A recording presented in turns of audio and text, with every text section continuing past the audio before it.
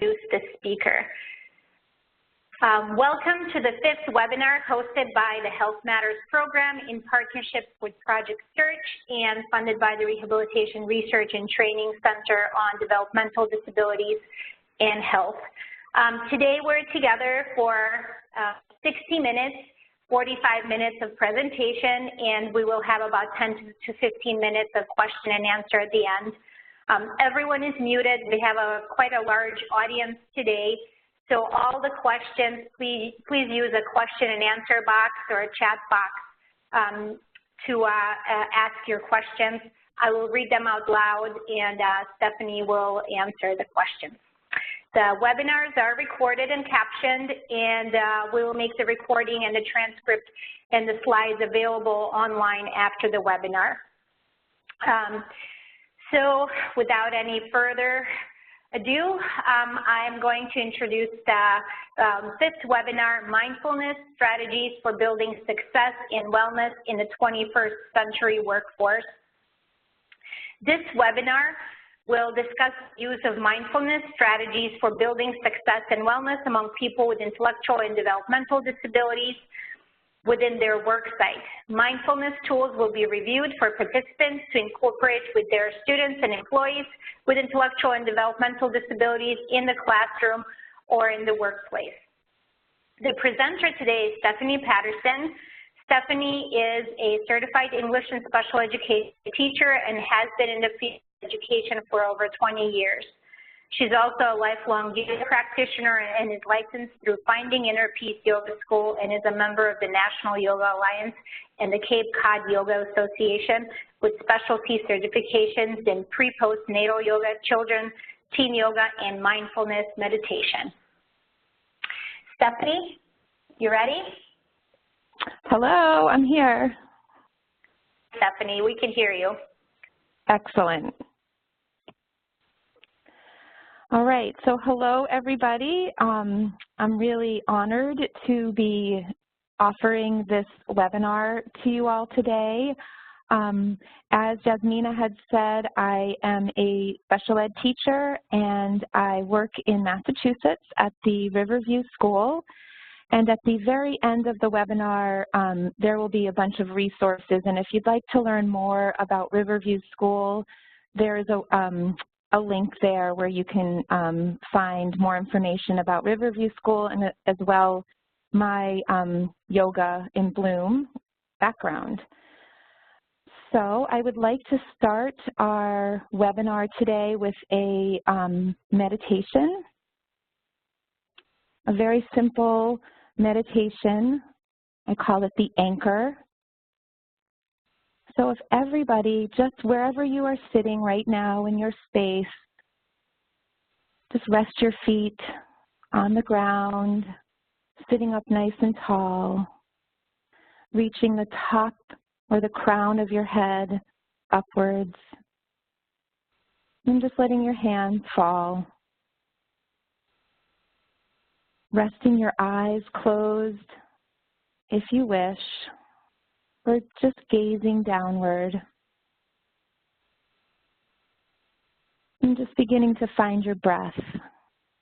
So breathing in and breathing out.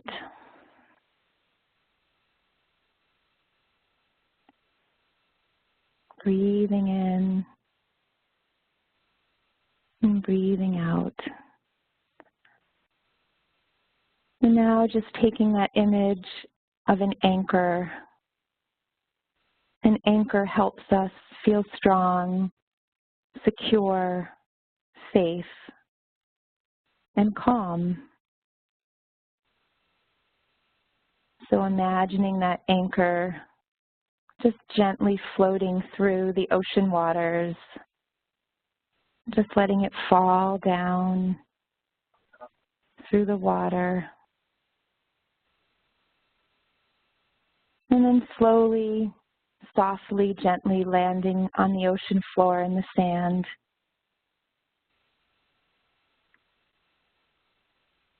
And just imagine that being your thoughts and your feelings, just letting them float down and away scattering about, resting on the ocean floor in the soft sand.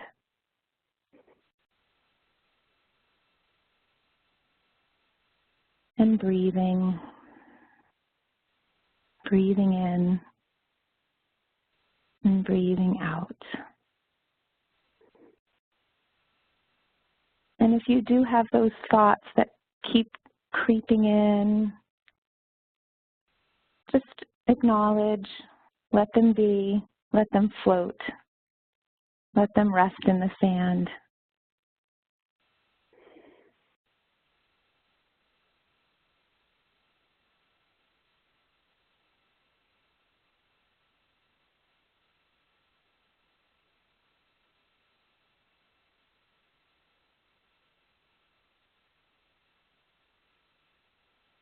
And taking a nice deep breath in through your heart, filling your heart and your lungs, and breathing out.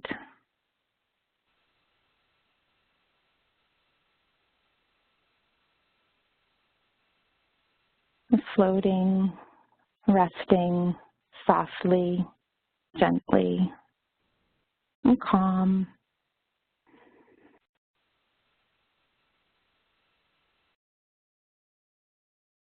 And just now beginning to see that anchor just kind of drifting through the sand.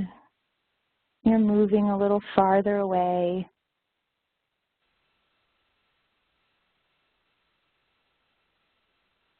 And start coming back to our place here. Noticing your feet pressing into the earth. Taking one last deep breath in before opening the eyes. And breathing out. And then just coming back to our space. And hopefully you feel a little calmer and ready to go through some slides with me about meditation. So our next slide is kind of a look at the two words, mindfulness and meditation. Mindfulness is a general awareness of what's going on around us, being mindful, and meditation is a more intentional setting aside of time to relax and calm the mind, like what we just did in that anchor meditation. The two terms certainly overlap in mindfulness meditation, which is one of the most popular types of formal meditation. So the next couple of slides are about two pioneers in the field of mindfulness and meditation. The first one is Jon Kabat-Zinn, who many of you have probably heard of. He began the mindfulness-based stress reduction program in Massachusetts, and he has educated and taught many, many people who are just interested as well as patients who weren't necessarily responding to traditional treatments to learn different ways of relaxing and reducing stress. And then Herbert Benson, Dr. Benson, is another pioneer in the field of mind-body medicine and research and has been for over 40 years. And he created the relaxation response, which is a way of meditating, a way of calming the body and intentionally setting aside time to focus on the repetition of a word, a phrase, or even some sort of movement or activity.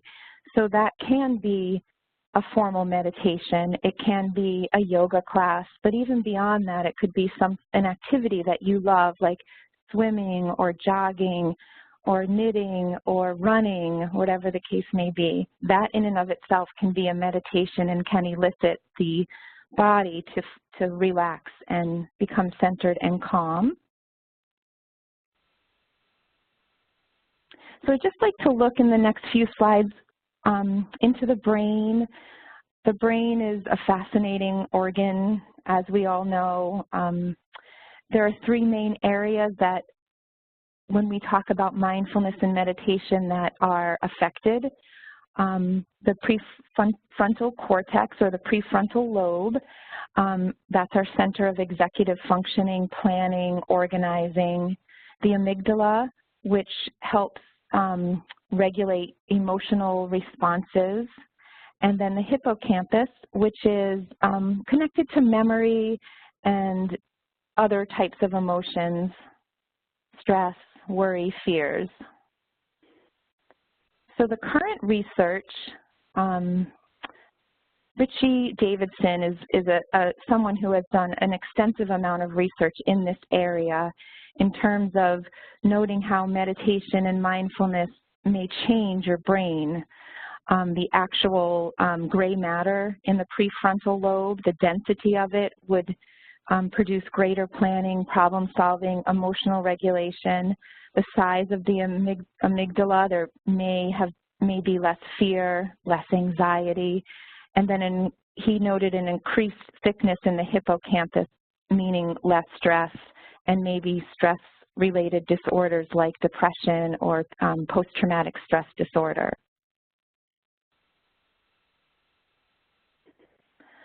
So our young people with disabilities, they encounter, as many of us know who work with students who have disabilities, they encounter many barriers in the workplace. And some of the disabilities that I put on this slide are the common ones. Autism, where the students, a barrier they may have is in socialization, or with attention deficit disorder, they may have trouble with focus or attention to detail. Anxiety and depression clearly produces a lot of stress in their lives and a lack of confidence or lack of self-esteem. And then executive functioning disorder, again, I'm thinking of that prefrontal lobe. That's where a lot of the planning, organization, problem solving, your memory comes into play. And our students that have executive functioning challenges will have barriers that translate into the workplace.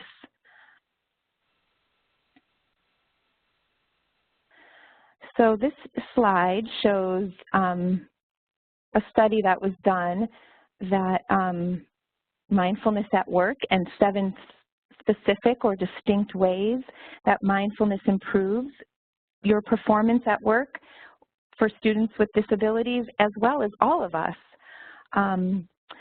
The picture in this slide is of a student I have who really came such a long way in terms of developing her social skills, her focus, her ability to create relationships with people. So I loved this picture because it shows 2 people that worked with her in the Human Resources Department at Cape Cod Hospital here in Massachusetts in Hyannis, where you know, with a daily mindfulness practice, she really came out of her shell and was able to become a better listener, improve her focus, and let go of stress.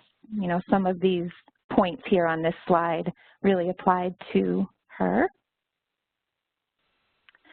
So I would like to look at 2 examples of workplace success, 2 examples of recent Project Search graduates who were interns with me here at Cape Cod Hospital in Hyannis. They are now successful young people living healthy, empowered lives, and I believe mindfulness has really helped them overcome barriers.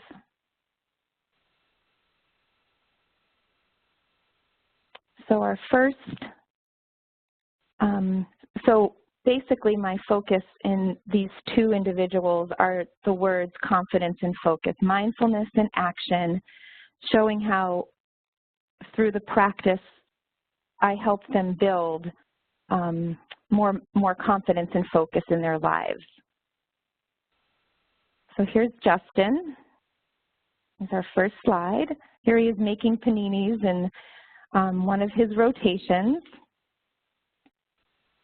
But we'll start off in his very first rotation when he was here, and that was in occupational health services, which is an office setting.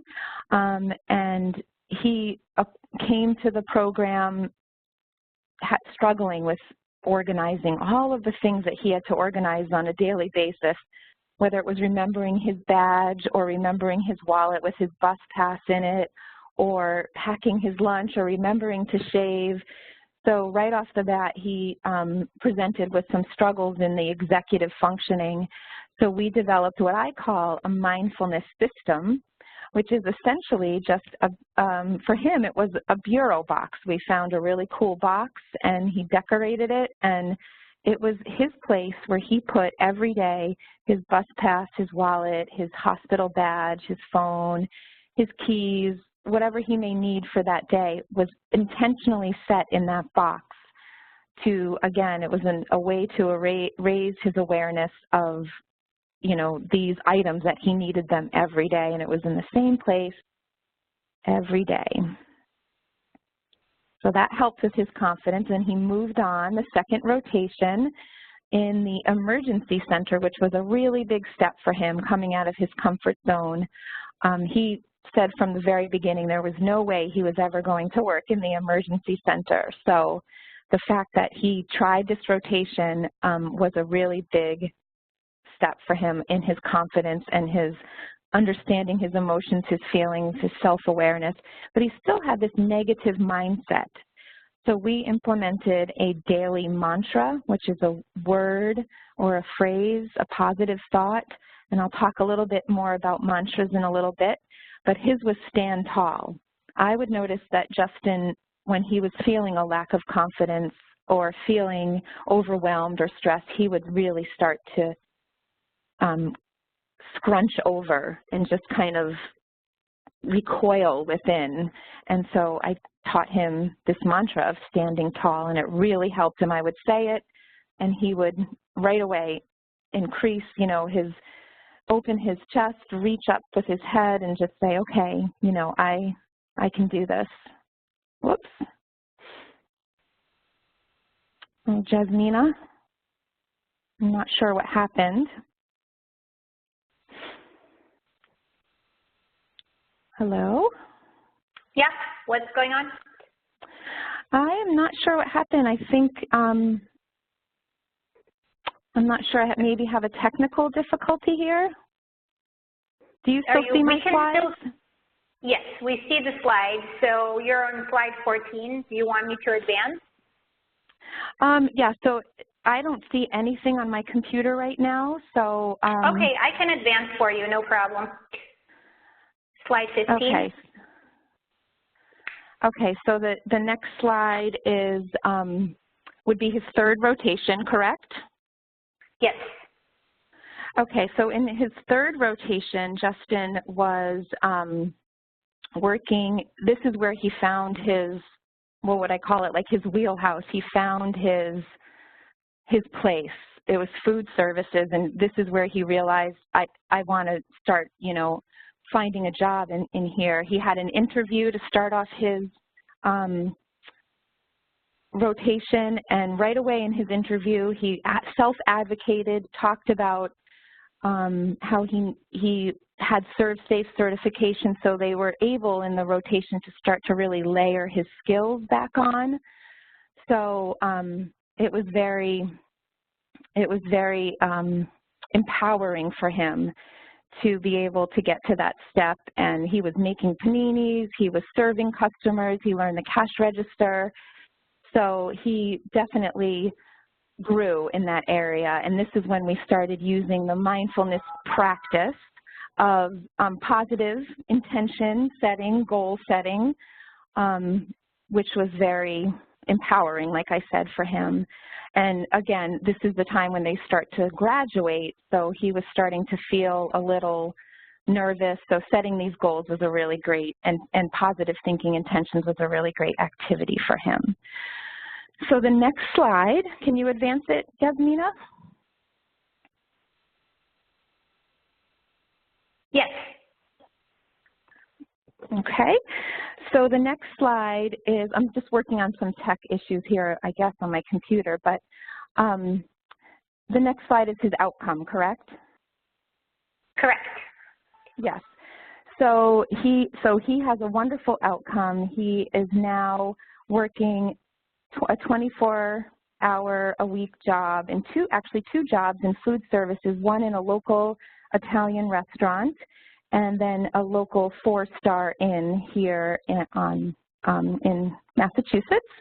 And he lives in an apartment with a roommate, and he's just doing really well. So he is what I would call a nice success story. Using mindfulness practices helped build his confidence. So the next slide. I think I'm going to have to log back on Jasmina, or maybe it's coming back on.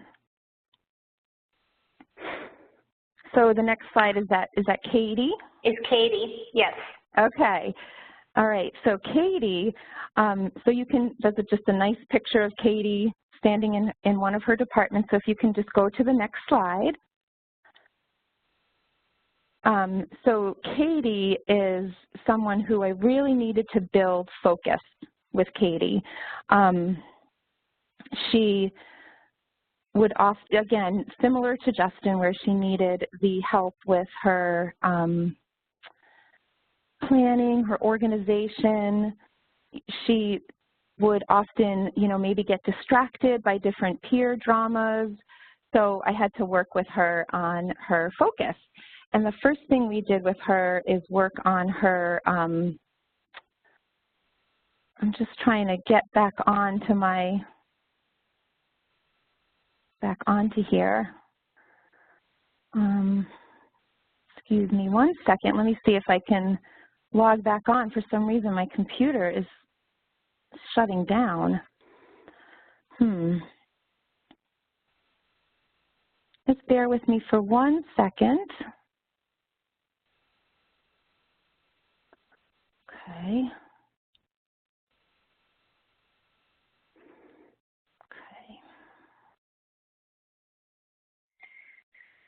Do you want to just keep going off the slides? The thing is, I don't have the slides in front of me. So I'm just trying, let me just try one quick thing and see if I can just log back in maybe. I'm not sure why I got logged out. Do you think that would work if I log back in, or? Yeah, you can try, but I can read the slides headings. So if you. Yep. Okay. Yes. I mean, I definitely know my slides. So with Katie, this is the first rotation. That's okay. Yes, in radiology, and yes, she right. So mindful walking. I know that that was the biggest thing we did with Katie right off the bat was, being able to teach her how to be aware of her surroundings and be mindful of people around her, and keeping her chin up, keeping her head up, kind of thing. So that was a big part of her first rotation, was teaching her, which in a way was a mantra. So, oh my goodness. Sorry, I was just trying to rejoin it, and I don't know why. Okay. So the next slide, go ahead, Yasmina, you can advance that and just read me the title if you would. Nursing, second rotation. Yeah, so in her second rotation, actually, let me do this. Okay. All right. So in her second rotation, Katie worked in the nursing department, and the big barrier, I guess, that Katie had with this was her, the fact that she had to go navigate through 4 different departments. It's a very, very busy hospital. So like Justin, we created this mindfulness system for her. And again, her mindfulness system was setting daily reminders on her phone, which department she had to be at and which day, and then also recording time on a task list. So she would do certain tasks and record the time that she needed to do those jobs, or the time that it took her to do those jobs. the third slide, the next slide, go ahead. Is that Yasmina? So we're at the third rotation. Okay, great, thank you. So the third rotation, Katie worked in the busy hustle bustle of the emergency center, and clearly this was an area where she developed more independence. She was able to show a lot more calm presence, a professional interaction. She developed a really nice relationship with a housekeeper who was in the ER, and they worked on different strategies and talking about life after school and graduation, and it was really neat to see her developing these relationships with coworkers when that was something she struggled with peers in the past.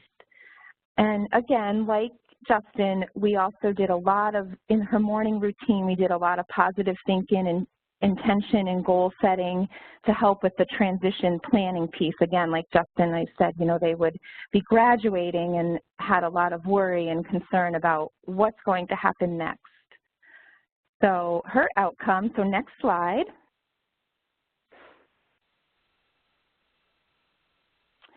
So her outcome is a pretty amazing thing. She's working 20 hours a week in a law firm in downtown Boston, and she's living in a house with other young adults.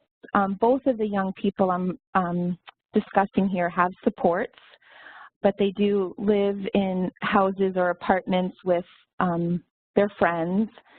And the other neat thing about Katie is that through all the navigation of the hospital and trying to set her timers and figure out elapsed time, how long it takes her to get to and from places, she's now able to take the T, which is the train here in Boston, to work on her own. So that is very exciting. All right, so next slide, please. So just a quick review of the systems that I talked about. I talked about mindfulness practices such as a mindfulness system like a bureau box or a timer, mantras, which again I'll talk a little bit more about in a little bit. I don't think I mentioned, because I think when I had this little technical glitch, I didn't talk about the breathing techniques, but that is something that I worked with Katie quite a lot with in teaching her deep breathing techniques to slow her down a little bit and help her with her focus. And then, of course, the positive thinking intentions. Next slide. And there are the two confident and focused young people working away. And then the next slide, please. So this next slide has a list of various other types of activities that I've used in the classroom as well as right at the business site. So I just wanted to show you some of those slides, those activities. So this next slide, the Peace Corner. Are we there? Are we at the Peace Corner? Yes. When you say next, okay, I proceed. No problem. You're wonderful. Thank you. So the Peace Corner slide is just a little spot that maybe you can create a little section of your office or of your classroom that might have a spot for some inspirational items or a place to just sit and get centered, take a few moments. Sometimes it helps a student to just kind of go to that little section or that little area. And we also, working in a hospital, we have this beautiful meditation chapel that I always bring to the students' attention that, that's a place if you're taking a break and you need a little calm and you need a little focus or a little recentering, to always go visit that meditation chapel.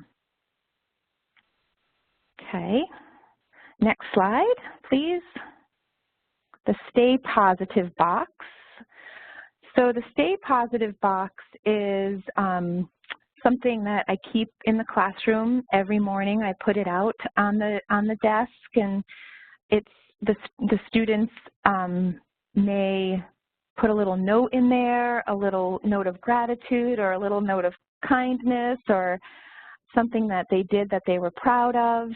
it's kind of a routine that I've developed to help them, again, be mindful, be aware of their feelings, their thoughts, be aware of the people around them, and every so often I'll pull them out and we'll, you know, read them and talk and laugh and go through all the different little anecdotes in the box. So next slide. This is a student of mine named, a former student of mine who was in charge. I gave her the job of being in charge of the Stay Positive box. She was a real leader, and this leadership helped her confidence and her self-esteem, as well as helping others feel confident and ready to work. As we know, it's always more empowering when our students or our interns take ownership over something and then teach it to others. So I wanted to emphasize that. So she was my leader for that. Next slide. So the next slide is guided imagery, which is very similar to what I just did with you all in the very beginning of this webinar, where we sort of created the image of the anchor. The image that I like to share with the students is this worry tree idea, where my classroom is across the street from the hospital, so the students have to walk to work. So we've selected a worry tree along the route where the student may pause there for a moment and just think about their worries and thoughts that are kind of those barriers that are just kind of getting in their way of their success, and send those thoughts and send those worries up to the tree where the wind and the water and the air will take care of them. So next slide. Next slide is of a student of mine who uses the worry tree very regularly. He pauses there, and I've taught him to pause there for about 5 seconds. I have him count. 1, 2, 3, 4, 5, as he closes his eyes and thinks about those worries and sends them off. And then the other picture of him is there he is working as a confident, self-assured young man in materials management here in the hospital. Next slide, please. So mandalas or coloring, they're books that I leave around the classroom for the students that they might, if they're finished doing their morning work, which is usually a journal prompt of some sort, I leave out their books, these mandala coloring books to color. Studies have shown that coloring can provide stress relief and helps your focus and your creativity. It's also a nice complement to meditation. Next slide, please. And then the other piece to the mandala, obviously, is the journaling. My students do have a journal prompt each day.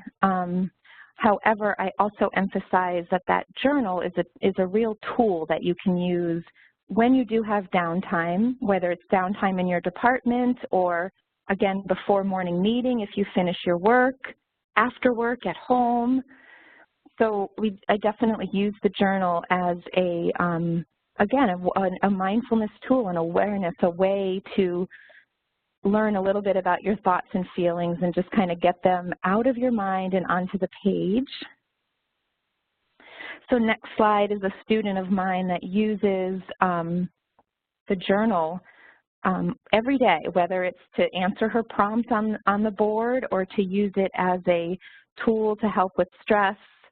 I also try and emphasize with our young people that sitting and writing in a journal is professional. It's a professional thing to do, as opposed, I try and teach them other ways of when they have to pass time instead of surfing through their phone or looking at Instagram or whatever the case may be. This tool, I think, is maybe a nice option to that. Next slide, please. So intention, I mentioned this a little bit when I was talking about some of my other students about the positive thinking, setting an intention. Again, something that we did very often in the morning to start the day, focus on the positive, focus on gratitude. So next slide. And then in this slide, I have done in the past different themes where each month has a theme, and we kind of focus our morning intentions, maybe the stay positive box notes, a mantra that we might come up with on whatever the theme may be. So February being love, we might focus a little more on love and kindness, talk about ways that being kind works in the workplace, how you can show kindness, that kind of thing. So the next slide, please. Next slide is of a student who used this intention setting regularly. Every morning, he called it his happy place, and every morning before he went to work, he had to stop and pause and just think about his family. He was a really, really close-knit family, and it was something that really helped him before going off to his internship to kind of just think about the gratitude and the love he has for his family, helped him be successful. So next slide is mantra, and I alluded to this a little bit earlier when I talked about the mindful walking with Katie and the stand tall with Justin. A mantra is a word or a statement, a sound that's repeated frequently. Typically you might hear a mantra in a meditation, but we can use it in our everyday lives as a way of, again, positive thinking, intention setting, or just kind of a catchphrase or something quick that might, snap you back to, yes, that's right, I need to stand tall, or yes, I need to believe in myself. Next slide. I had a student who was very animated, loved to use his hands, loved to speak loudly, wonderful qualities in terms of being lively and just really enjoy, like a joyful presence. But in the workplace and in a business meeting, we had to work on the quiet mind, quiet body with him. So certainly when he was in a rotation like the pharmacy or over in the OR, we worked on that mantra, quiet mind, quiet body. And again, he would hear it or he would say it to himself, and it would remind him that, okay, this is a time where I need to calm, center, and get ready for whatever task I have to do next. So the next slide is movement. These 5 poses here, these are yoga poses, but they are really just stretches that can be done in the classroom setting before the students go off to work to stretch and get energy moving. Seated poses in the chair. So the next slide here shows a student of mine who liked these stretches. Like, he is a student that really needs to be on the move a lot. So stretching in, you know, a yoga pose, or just getting ready before he starts his day with a stretch of his arms or a stretch of his legs really helped him and just kind of feel more centered and ready to go. And he works on his flexibility all the time, and he would always say that, you know, my goal is to be flexible both figuratively and literally. Like, I want to stretch, I want to feel strong there, but I also have to learn how to be a more flexible thinker. So that was kind of a nice connection that we made. Next slide is the touchstones. A touchstone is just a small little object that you can put in your pocket that can help you just come back to your center. This little picture, some real stones. I collect heart rocks out here on Cape Cod, and there's a couple little rocks there that are perfect for pocket size in this picture. So often I'll talk to students about finding something that resonates with them. So next slide. So we know as teachers, educators, parents, that the stress balls are really good for students. So that's why I came up with this Touchstone idea, because a stress ball may not look as professional when the students start getting older and they're in the workplace, work site. So Alex found a little blessing angel that he really loved, that he would keep with him every day. He took it with him. And in the picture where he is quietly resting and meditating, he does have the angel in his hand as well. So that was a touchstone for him that he would use very appropriately. He didn't pull it out during work or anything like that. He just kept it kind of close to him as a way to bring him back to the present moment, especially when he was, again, feeling anxious about having to go off to graduate and work. So the next slide is just some breathing techniques. Again, we did the anchor breath in the beginning, finding the deep calm. The next slide shows rhythmic breathing, which is kind of a counting breathing, a breathing in from the belly all the way up to the chest and shoulders, and then exhaling or breathing out where the chest contracts and the abdomen settles back. So I'll teach them that rhythmic breathing. The next slide shows the exhale, reminding everyone that you have to exhale. Sometimes we forget that we have to let all of that air out and really let it out. So sometimes I have to just teach the exhale to students. The next slide is another breathing technique that I use called the flip-flop or recycle breathing. I have a student that has flip-flop stickers all over her journal because when she gets into a negative mindset, the flip-flops remind her to breathe in, whatever that negative mindset, that negative feeling or thought is, and breathe in through her heart. And I say that it recycles through her heart like a composter, and then she breathes out and it's turned into the opposite feeling. So if she starts off very anxious and worried, she'll breathe in thinking that, and then flip-flop it or recycle it into calm and confidence. And then finally, with breathing techniques, the next slide shows an app. I know we all have our smartphones, and this Calm iPhone app is a great tool for us to practice meditation, breathing techniques on our own at home. And so I give the students, obviously, a digital app option in these days that's realistic.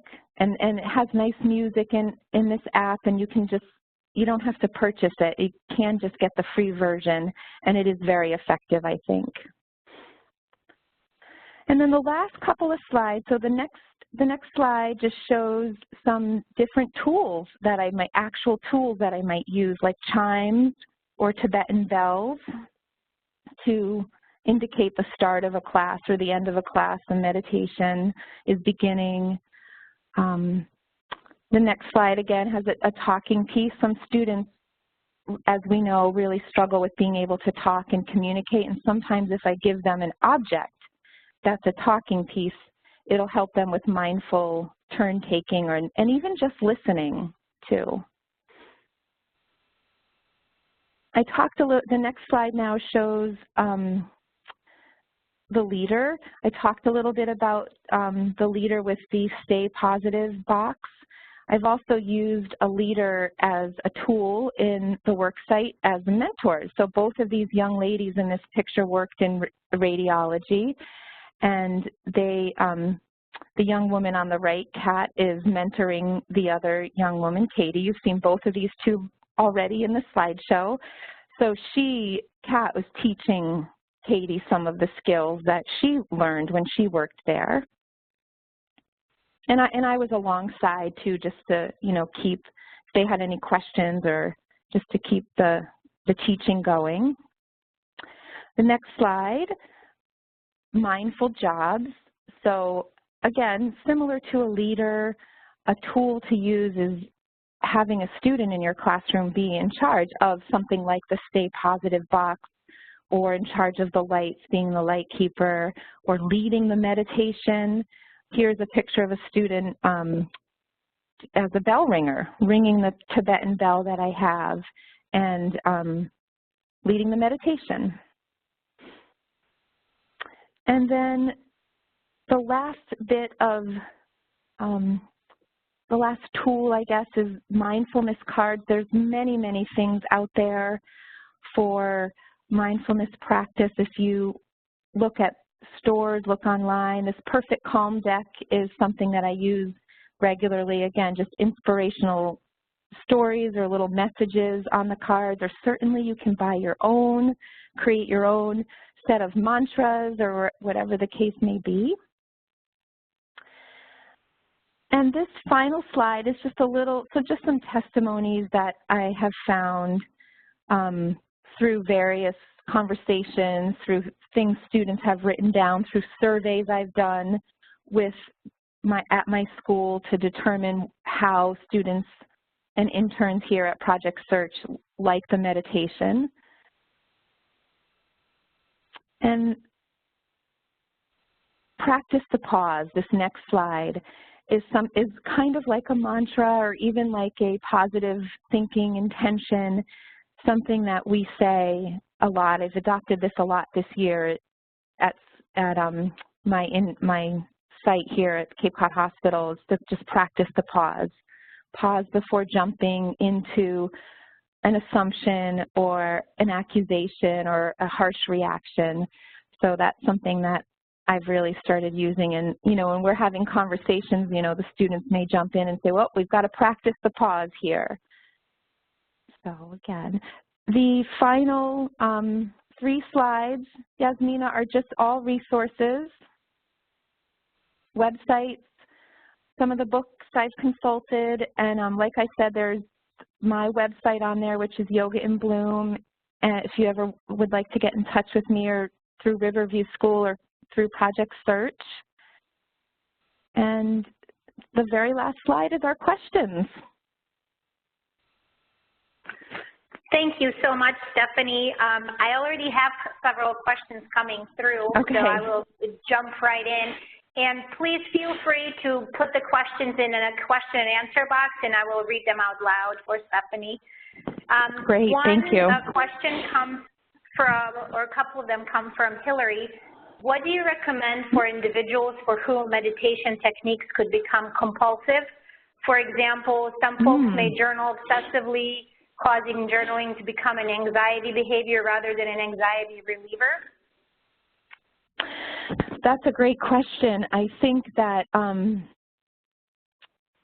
one of the things that I would do if I encountered that would be to, obviously the first thing would be to talk with that student or with that intern to try and, you know, maybe find some additional activities that can be done in addition to the journaling, or in addition to whatever other compulsive activities they want to do. So maybe adding to their own personal toolkit, as well as creating like a time. Sometimes I know that some students that I've worked with at my school have like journaling time. Like their journal time is in, you know, when they're at home. My students here are boarding students. My school is a boarding school. So when the students go back to the dorm, some of them have like journaling time, or some students even have worry time, like time where they have set aside where they know at 3:30 to 3:45 or 3:30 to 4 that they're going to, that's their worry time, or that's their journal time. Like some students, I think, just, and interns might just need like those boundaries to know you can only do that activity from this time to this time. And then as well, like I said, maybe trying to build a toolkit. So there's other activities that that student resonates with, because clearly all of the activities that I've shared with you all, not every student will resonate with those. So it's finding what works for that individual person. Thanks, Stephanie. Another question comes from Karen. Can you give us some examples of journaling prompts you use? Sure. Yes. So just yesterday on Valentine's Day, we talked about kindness. And one of the prompts I put up on the board was why is being kind to others important? How can you show kindness in the workplace? And then the third part of that was give specific examples of times that you showed actual kindness. So journal prompts might be something like that, or today the journal prompt was list all of the skills you've learned in the following 3 categories. What have you learned about interview skills? What have you learned about job skills? And what have you learned about life skills? So I'll put up a big chart on the board. And then, we might also talk about any workplace problems that might be coming up or challenges, write about a workplace challenge, and then that'll, drive the morning meeting class discussion. There's a nice website, I think it's called, maybe if you Google journaling for self-discovery, that may come up with this nice list of all different kinds of journal prompts. One of my favorites, to be honest, is to say to the students, if you could be an animal, what animal would you be? And their responses are so interesting. You learn a lot about them and their inner world, their interests, their personality through that simple question too. So I try and do a variety of, real work skill type questions, and then a little bit about who they are as individuals and a little more of the social emotional piece. Thank you, Stephanie. One other question, what types of disabilities did the students have? It's just kind of on average, or majority so my of them? Students? Yes. Yes, okay, so I would say the ones that I listed on that slide are the most prevalent ones that I have seen with my students. So that would be, again, autism. I'd say at our school about 45% of the students are on the autism spectrum. And ADD is another one. And I really honestly have seen more and more now, and I've been teaching for over 20 years, but more and more students with anxiety and depression.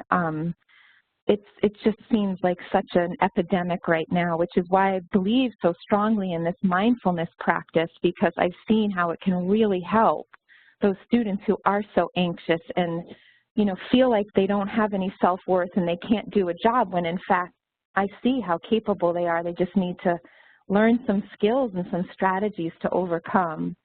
So I'd say, and then, I do see a fair amount of students with just a general intellectual disability, a developmental type disability.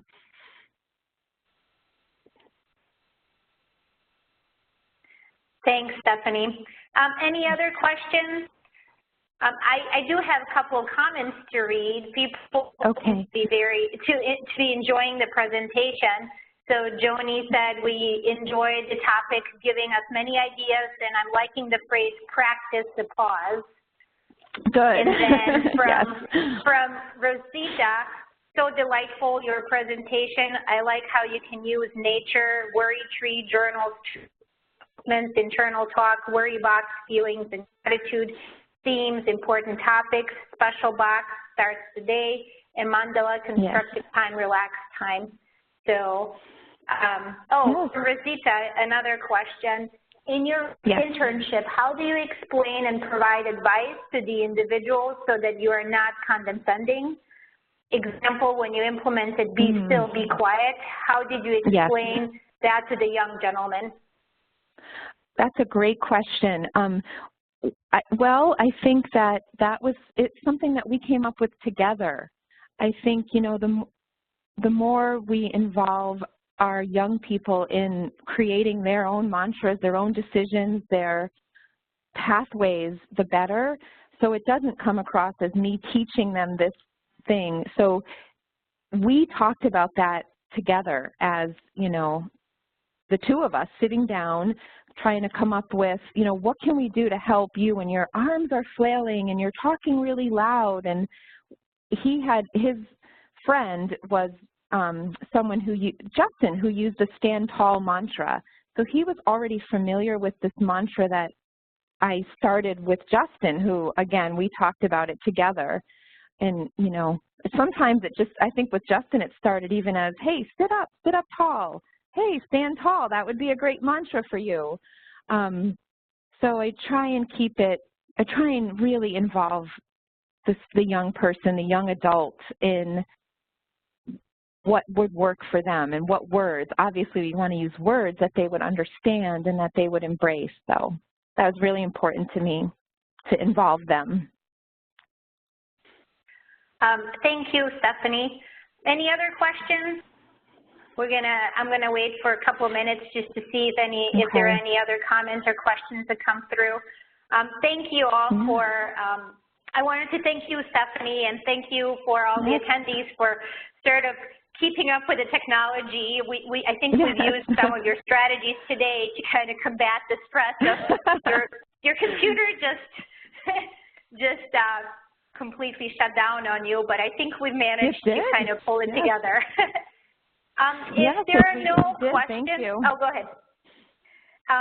If there are no other questions, attendees, feel free to sign off. Again, we will make Stephanie's slides, this recording, and the actual transcript available, and you will be emailed when that becomes available on our website. So you will get her PowerPoints and all the resources. You don't have to take notes on those. You will be able to access them that way. Again, Stephanie and I are going to be here for a couple more minutes, but thank you all for attending, and have a great rest of the day. Thank you, everyone. And again, I apologize for the computer glitch, but like Jasmina said, we worked through it, so. Sometimes you just have to. Stay calm. Yeah, oh my goodness.